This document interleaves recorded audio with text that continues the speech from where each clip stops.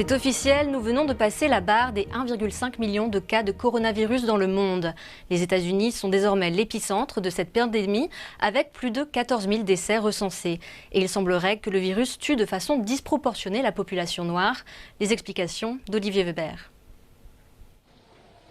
Le coronavirus ne fait pas de discrimination, mais aux États-Unis, il semble particulièrement toucher une certaine couche de la population. Dans cette unité de soins intensifs de New York, presque tous les patients sont noirs. Stéphane Flores est médecin urgentiste dans la ville. Les personnes que nous voyons le plus sont des Afro-Américains et sont des Noirs, avec un faible niveau socio-économique. Ce sont ces patients qui viennent en soins intensifs et dont je m'occupe, qui doivent finalement être admis ou se retrouvent évidemment en salle de soins intensifs. La crise révèle les inégalités.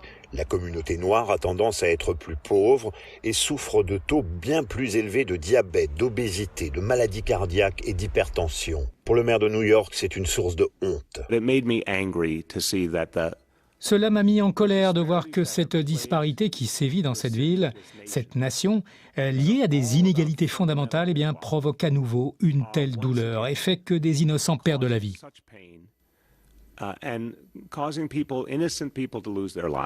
Les chiffres sont choquants. À Milwaukee, dans le Wisconsin, près des 3/4 des personnes décédées sont noires, alors qu'elles ne représentent qu'un quart de la population. Dans l'Illinois, 42% de ceux qui ont perdu la vie sont afro-américains, mais ne représentent que 14% de la population. Même scénario en Louisiane, où la communauté noire représente 70% des décès, mais est une minorité. Le médecin en chef des États-Unis a évoqué ses propres problèmes de santé. J'ai partagé le fait que je souffrais personnellement d'hypertension. J'ai une maladie du cœur et j'ai passé une semaine en soins intensifs en raison de problèmes cardiaques. Je souffre d'asthme et je suis prédiabétique. Je représente donc cet héritage de grandir pauvre et noir en Amérique. Et moi, ainsi que de nombreux Noirs américains, sommes plus à risque du Covid. Tous les Américains vivent aujourd'hui dans l'angoisse, mais pour les Afro-Américains, cette angoisse est plus grande encore.